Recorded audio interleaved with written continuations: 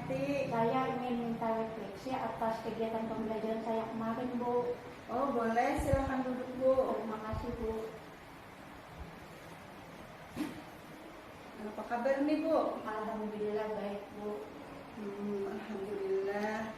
Ya Bu, silahkan saja Ibu menceritakan pada saat Ibu mengajar kemarin. Untuk kegiatan pembelajaran saya kemarin, Bu, alhamdulillah bisa dikatakan sudah berjalan lancar.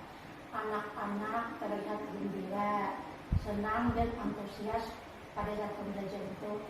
Tetapi ada beberapa hal yang menurut saya ya perlu perbaikan, Bu. Terutama pada saat kegiatan pembukaan pembelajaran, Bu. Saya lupa menyebutkan tujuan pembelajaran. Ya, terus Bu? Kemudian dalam hal penggunaan media pembelajaran, pada saat kegiatan pembelajaran saya belum menggunakan LCD sebagai salah satu media pembelajaran karena memang jujur saya akui saya belum menguasai, Bu. Yang berikutnya saya hanya menggunakan media gambar saja. Kemudian pada saat pelaksanaan diskusi kelompok, Bu, saya menemukan dua peserta didik dalam satu kelompok saling bicara dan bercanda. Yang satu, Bu, anaknya tidak bisa diam. Yang satu suka mengganggu teman. Kemudian ada lagi di kelompok dua, kalau tidak salah, anaknya tidak aktif saat diskusi kelompok. Terus kalau menurut penilaian pribadi saya, pembelajaran pada hari itu yang bisa dikatakan belum efektif, Bu. Kenapa saya katakan demikian? Karena melihat hasil dari evaluasi anak, masih ada beberapa anak yang belum memenuhi KKM nilainya, Bu. Oh iya, begitu ya Bu. Terkait itu apa indikatornya sudah tercapai, Bu? Indikator pembelajaran yang Ibu targetkan nih sudah tercapai apa tidak? Misalnya dalam hal pembelajaran yang menyenangkan, Bu. Maksudnya begini Bu, apakah anak sudah bisa menghafalkan mengerti Pancasila, apa semuanya sudah bisa atau ada beberapa anak yang belum? Sebagian besar, Bu, sudah bisa menyebutkan bunyi-bunyi sila Pancasila karena mereka sudah memiliki kemampuan membaca yang bagus, Bu. Sedangkan anak yang memiliki kemampuan membacanya masih kurang, ya bisa dikatakan hanya bisa menyebutkan satu atau dua sila saja, Bu. Jadi indikatornya nih masih ada yang belum tercapai gitu, dan sebagian besar sudah tercapai. Baik Bu. Setelah menyimak dari cerita Ibu tadi tentang apa yang Ibu alami ketika pembelajaran di dalam kelas, saya boleh menambahkan ya Bu ya, boleh menambahkan media yang Ibu gunakan sudah cukup menarik sih sebenarnya untuk usia anak sekolah dasar. Tapi kan Ibu tadi ada menyinggung masalah LCD ya Bu. Nah, masalah seperti LCD boleh sekali dan sangat bagus sekali kalau nantinya Ibu akan berencana menggunakan LCD tersebut. Nah, untuk menggunakan LCD tersebut, siapa yang kira-kira Ibu mintai bantuan untuk menggunakan LCD tersebut, Bu? Mungkin ke depannya saya akan belajar dengan teman sejawat, Bu, bagaimana menggunakan LCD itu. Biar ke depannya nantinya saya bisa menampilkan video pembelajaran yang berhubungan dengan materi pembelajaran yang akan saya sampaikan, Bu. Iya, bagus sekali, Bu. Bagus sekali apa yang sudah Ibu ingin lakukan ya ke depannya Nah, terkait dengan hal-hal yang tadi dalam pelaksanaan pembelajaran ada kekurangannya, misalnya siswa yang ribut tadi ya Bu, ya siswa yang mengganggu temannya. Nah, itu tindak lanjut Ibu seperti apa? Mungkin untuk kegiatan yang akan datang, seandainya ada kegiatan diskusi kelompok, saya akan memisah duduk di antara mereka atau membedakan kelompok-kelompoknya agar tidak memancing keributan, Bu. Iya, bisa Bu. Betul. Memisahkan tempat duduk begitu. Tindak lanjut yang Ibu lakukan tadi bagus sekali. Nah, ini terkait dengan tujuan pembelajaran yang tidak tersampaikan nih oleh Ibu. Apa tindakan Ibu untuk mencegah hal tersebut tidak terjadi lagi? Kita kan menggunakan RPP ya, Ibu. Nah, dalam mengajar Bu ya. Nah, dalam RPP itu kan ada urutan pendahuluan, pembuka ya, nah pembuka, kemudian kegiatan inti, kegiatan awal, kegiatan inti, dan kegiatan akhir. Ini di tujuan pembelajaran ini kan berada di kegiatan awal ya Bu ya. Nah, untuk menghindari tertinggalnya kegiatan-kegiatan yang ada di FPP itu, kira-kira nih apa tindak lanjut dari Ibu? Apa langkah-langkah Ibu ke depannya agar tidak lupa lagi dalam menyampaikan tujuan pembelajarannya, Bu? Mungkin untuk ke depannya, Bu, saya akan membuat sejenis catatan kecil, Bu, yang berisikan urutan kegiatan-kegiatan yang akan saya laksanakan. Kemudian apabila kegiatan itu sudah terlaksana, saya beri tanda cinta. Iya, diberi tanda cinta biar mengingatkan begitu Bu ya. Ini tadi katanya ada siswa yang waktu diskusi kelompok itu tidak aktif. Bagaimana caranya Ibu menangani siswa seperti itu, Bu? Kemungkinan kayak ini, saya akan membimbing kelompok itu dulu, kemudian menjelaskan bahwa dalam kerja kelompoknya harus ada pembagian tugas. Tugas itu tidak hanya dikerjakan oleh satu orang. Seperti kegiatan kelompok kemarin kan saya meminta anak mengurutkan sila-sila Pancasila. Kemudian terlihat anak ada yang tidak aktif. Iya, betul. Setelah saya tanya kenapa, katanya begini Bu, saya tidak bisa membaca Bu, jadi saya tidak ikut Bu dalam kegiatan mengumpul. Yang dominan hanya 2 orang Bu, soalnya mereka menguasai kemampuan membacanya bagus. Kemudian saya minta kepada peserta didik yang kemampuan baca bagus bahwa tugas kalian mengurutkan sila-sila Pancasila tadi. Kemudian anak yang tidak aktif tadi dilibatkan untuk menempelkan box. Menempelkan saja, menempelkan gambar simbol, menempelkan bunyi sila-sila Pancasila tadi pada lembar kertas kerja kelompok Bu. Kemudian yang lain nanti mendapat pilihan untuk menampilkan hasil diskusinya ke depan kelas. Presentasi seperti itu, presentasi. Jadi kan anak yang tidak aktif tadi sedikit banyaknya kan ikut menyelesaikan tugas kelompoknya, walaupun kemampuan membacanya masih kurang bagus, ya diberikan tugas yang lebih mudah lah. Oh iya, begitu bagus sekali Bu. Jadi ada semacam pembelajaran berdiferensiasinya ya Bu ya, sesuai dengan kebutuhan siswa. Jadi ada perbedaan perlakuan pada siswa yang membacanya masih kurang bagus, masih belum bisa membaca lah begitu. Siswa tersebut diberi tugas yang berbeda. Bagus sekali ini Bu, sangat menarik pembelajarannya.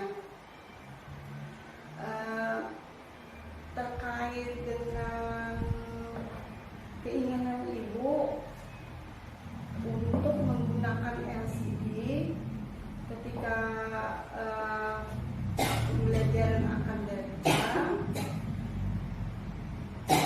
itu bagus sekali karena Ibu menginginkan ada menampilkan video-video pembelajaran yang terkait dengan materi ya Bu ya.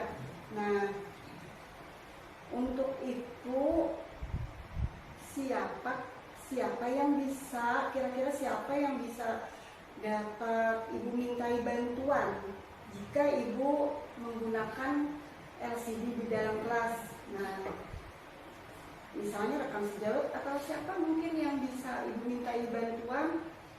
Mungkin saya akan belajar sendiri dulu, Bu. Belajar Seandainya sendiri. saya kurang mampu, baru saya minta bantuan teman sejawat, Bu. Baru minta bantuan teman sejawat. Jadi rencananya ke depan mau menggunakan LCD biar pembelajarannya lebih menarik seperti itu. Biar nanti saya dapat menampilkan video pembelajaran, Bu. Iya, memang anak-anak usia sekolah dasar itu dia akan lebih sangat tertarik lagi kalau pembelajaran di dalam kelas tuh menggunakan LCD, apalagi yang ditampilkan nanti ada video pembelajarannya, ada lagu yang mungkin berhubungan dengan materi, begitu ya Bu ya.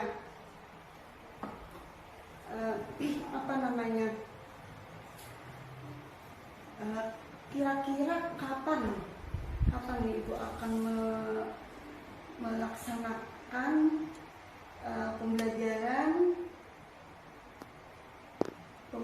yang menggunakan LCD tadi? Saya targetkan dalam bulan ini, Bu. Dalam bulan ini akan menggunakan LCD dengan tadi mencoba sendiri dulu dan meminta bantuan kepada teman sejawat jika menemui hal-hal kesulitan dalam menggunakan LCD, Bu. Kemudian juga setelah tindak lanjut yang sudah Ibu akan lakukan, kemudian juga targetnya bulan ini, hal apa saja kira-kira yang akan menguatkan Ibu, akan membantu Ibu dalam mengembangkan diri Ibu tadi, yang dimana Ibu kan ingin menggunakan LCD. Apakah mungkin Ibu akan melakukan hal lain selain misalnya tadi minta bantuan teman sejawat? Nah, dalam penguasaan teknologi, hal apa yang mungkin bisa Ibu lakukan selain meminta bantuan teman sejawat? Kemungkinan saya akan berusaha mengikuti pelatihan-pelatihan, Bu, yang berhubungan dengan IT. Mengikuti pelatihan atau semacam diklat begitu ya Bu ya, workshop. Kan sekarang mudah ya untuk mendapatkan pelatihan. Bagus sekali Bu. Ibu Rusmiati, untuk pengembangan diri, apakah ada lagi pengembangan diri yang ingin Ibu lakukan? Saya ingin melaksanakan pembelajaran berdifferensiasi, tetapi saya bingung, Bu, bagaimana cara melaksanakannya. Kiranya Ibu dapat memberikan arahan, Bu. Baik. Nah, kalau pembelajaran berdiferensiasi itu di awalnya Ibu harus memetakan dulu. Nah, memetakan murid Ibu kelompokkan dulu sesuai dengan profil belajarnya, kebutuhan belajarnya. Nah, dari situ Ibu akan melihat ada siswa yang misalnya siswa itu kinestetik, audio, dan ada juga siswa yang visual. Nah, dari situ Ibu akan bisa menentukan model pembelajaran yang Ibu gunakan, kemudian media yang Ibu gunakan juga. Nah, seperti siswa yang dia tidak bisa membaca, tentu perlakuan kita tidak akan sama dengan siswa yang sudah bisa membaca. Nah, agar si siswa yang tidak bisa membaca tadi tetap ikut aktif dalam pembelajaran. Nah, kadang kan kita kalau hanya memberi materi pembelajaran dengan satu model saja atau satu metode misalnya metode sama aja. Nah, siswa yang kinestetik tadi, siswa yang suka gerakan, siswa yang suka praktek, siswa yang suka mencoba, nah maka siswa tersebut tidak akan terpenuhi kebutuhannya. Begitu juga dengan siswa yang audio. Nah, begitu juga sebaliknya lagi dengan siswa yang visual. Dengan adanya pembelajaran berdiferensiasi tadi, perlakuan ibu tidak akan sama. Nah, seperti siswa yang tidak bisa membaca, itu ibu bisa menggunakan video pembelajaran. Nah, video pembelajarannya di mana video itu terkait dengan materi yang ibu ajarkan pada saat itu. Misalnya di awal tadi kan ibu sudah sangat bagus menyanyikan lagu Garuda Pancasila. Nah, di awal pembelajaran. Namun ketika sudah ke kegiatan inti, ibu di situ boleh lagi menambahkan misalnya video pembelajaran tentang materi hari itu. Misalnya lagu yang berhubungan dengan simbol-simbol Pancasila. Nah, seperti ini misalnya Bu, siswa yang kinestetik tadi, ibu kan melakukan gerakan. Nah, misalnya kata ibu, kalau ibu menyebutkan rantai atau bintang, nah tangan ibu bisa menunduk ke atas seperti itu. Jadi anak-anak ibu misalnya ya seperti ini, sila pertama simbolnya, lambangnya adalah bintang. Nah, anak-anak tahu semua kalau di langit, di atas langit itu bintang. Nah, jadi seperti itu. Kemudian ibu menyebutkan lagi rantai. Tangan ibu dibentuk seperti rantai seperti itu. Pohon beringin, badan ibu digerakkan. Kepala banteng, nah seperti itu. Dan lebih tidak tidak susahnya lagi bisa menampilkan dengan video, lagu, simbol-simbol Pancasila yang bisa kita download di YouTube Bu, seperti itu. Jadi anak yang kinestetik, anak yang audio, anak yang visual, nah itu mereka terpenuhi kebutuhannya. Jadi pas ketika diskusi kelompok tadi, si anak ikut aktif karena perlakuan ibu berbeda. Jadi penyerapannya pun lebih maksimal, dia memahami materi itu lebih maksimal Bu. Nah, kemudian untuk diferensiasi produknya, anak yang tidak bisa membaca tadi, dia bisa menyanyi, menirukan yang sudah ibu tampilkan tadi di video pembelajaran. Namun sebelumnya tadi ibu harus memetakan dulu, mengelompokkan dulu, agak susah sih Bu, agak cerewet. Tapi untuk langkah berikutnya memudahkan ibu memenuhi kebutuhan belajar anak yang berbeda-beda seperti itu.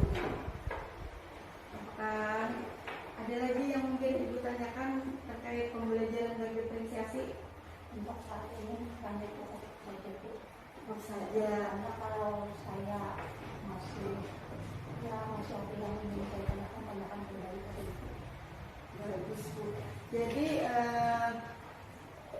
topik percakapan kita hari ini terkait dengan pembelajaran di kelas yang sudah ibu lakukan.